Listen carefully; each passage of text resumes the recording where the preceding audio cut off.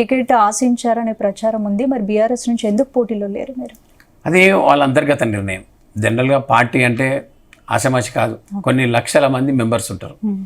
వాళ్ళు politic bureaus వాళ్ళంతా ఉంటారు, చాలామంది మాజీ మంత్రులు ఉన్నారు, పెద్దలు చాలామంది. ఆ నిర్ణయాన్ని అది వాళ్ళు నిర్ణయించుకున్నారు. మనం పోయి అడిగాం, కానీ వాళ్ళ నిర్ణయం మనకేం తెలుస్తుంది? వాళ్ళ అంతర్గత విషయాలన్నీ కూడా మనం ఎందుకు చర్చిస్తాం? మనం ఓన్లీ సముద్రంలో చిన్న గునకరాయి వంటి వాళ్ళం. బీఆర్ఎస్ పార్టీ గురించి కానీ ఇంకో పార్టీ గురించి కానీ మనకు కావాల్సింది ఏంటంటే ఇక్కడ ప్రత్యర్థులు ఎవరు ఉన్నారు ఇక్కడ అంటే corporate man versus common man, corporate man versus common man, ఒక బిజినెస్ మ్యాన్ వర్సెస్ ఒక సర్వీస్ మ్యాన్.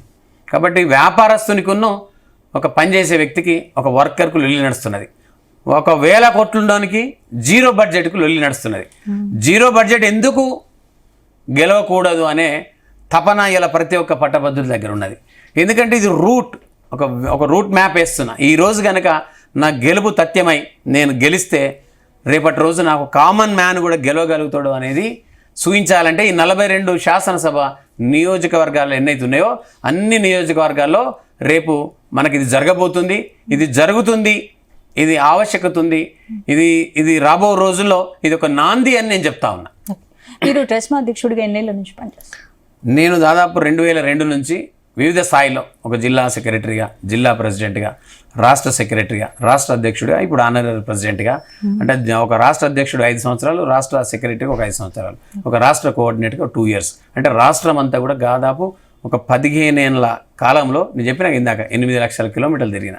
అంటే ప్రతి మండలం టచ్ చేశా, ప్రతి మండలంలో ఉన్న ప్రతి బడిని టచ్ చేశా. ఏ చిన్న అవసరం ఏర్పడ్డా నేనే డీజిల్ పోసుకొని వాళ్ళకి అవసరాలు నేను కూడా తీర్చా. అది ప్రభుత్వ పరంగా కానీ సామాజిక కోణంలో కానీ అనేక రకాలుగా. ఇలా చాలామంది ప్రత్యర్థులు గిట్టిన వాళ్ళు అంటూ ఉన్నారు, చాలామంది అంటూ ఉన్నారు శేఖర్ రావు గారు డ్రాప్ అవుతారు, శేఖర్ రావు గారు. అరే ఇంకే డ్రాప్ అండి, ఆల్రెడీ విత్డ్రాల్స్ అయిపోయినాయి, ఆల్రెడీ నాకు నా నెంబర్ 47 వచ్చింది. నాకు గుర్తు కూడా అంటే నా యొక్క సీరియల్ నెంబర్ కూడా మంచిగా వచ్చింది, AK-47. ఇది చాలామందికి తెలుసు AK-47. అదే 1947 స్వాతంత్రం వచ్చిన అంటే సంవత్సరం కూడా. కాబట్టి నా గుర్తు కూడా అంటే ప్రత్యర్థులకు దెబ్బ కొట్టే విధంగా వచ్చింది, గుర్తుంచుకునే విధంగా వచ్చింది. ఇలా 1947 అంటే ఆషామాషి కాదు, భారతదేశానికి స్వాతంత్రం వచ్చిన సంవత్సరం.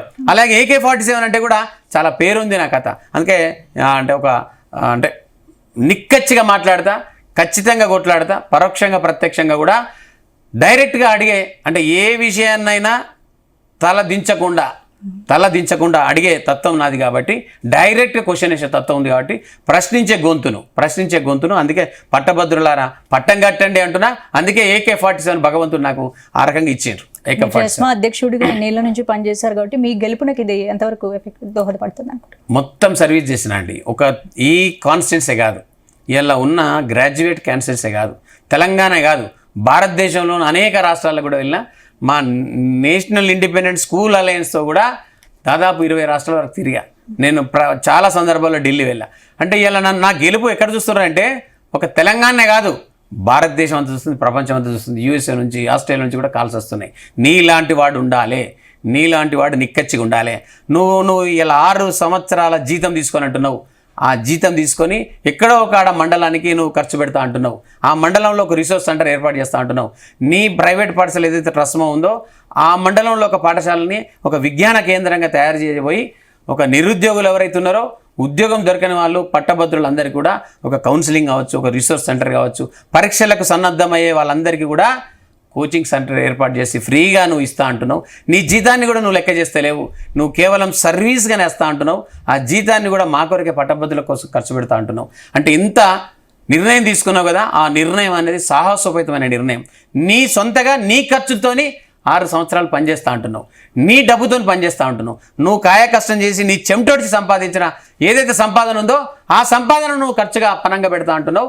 ప్రభుత్వం ఇచ్చే పైసలు నువ్వు లెక్క చేస్తలేవు, కేవలం సర్వీస్ మ్యాన్గా ఉంటున్నావు అనే ఇవాళ పట్టభద్రులు నన్ను ఆదరిస్తూ ఉన్నారు. అందుకే నేను ఇవాళ అంటా ఉన్నా, నాకు ప్రభుత్వం ఇచ్చే సొమ్ము లెక్క కాదు, ప్రభుత్వం ఇచ్చే జీతం లెక్క కాదు, కేవలం పట్టభద్రుల వెంట ఉండి ఈ పట్టభద్రుల సమస్యలను శాసన మండలిలో ఎవ్వరు కూడా దీన్ని మాట్లాడట్లేదు, వాళ్ళ గొంతు కనబడట్లేదు. కేవలం వాళ్ళ ప్యాషన్గా వస్తున్నారు, వాళ్ళ నేమ్ ప్లేట్ కింద ఉంటున్నారు. అందుకే వాళ్ళను ఇలా ఎన్నుకోవద్దు, అట్లాంటి వాళ్ళు రాకూడదు. వాళ్ళు గెలిస్తే వాళ్ళ ఇల్లు నిలబడుతుంది, వాళ్ళు గెలిస్తే వాళ్ళ పేరు కింద నేమ్ ప్లేట్ MLC అని ఉంటుంది, వాళ్ళు గెలిస్తే వాళ్ళ సప్రయోజనాలు అంటే వాళ్ళ సొంత ప్రయోజనాల కోసం మాత్రమే పనిచేస్తుంది, వాళ్ళ బంధువులకు మాత్రమే పనిచేస్తుంది. కానీ నాలంటోడు గెలిస్తే సామాన్యమైన అంటే క్షేత్రస్థాయిలో ఉన్న చిన్న వ్యక్తికి కూడా నేను పనిచేస్తా.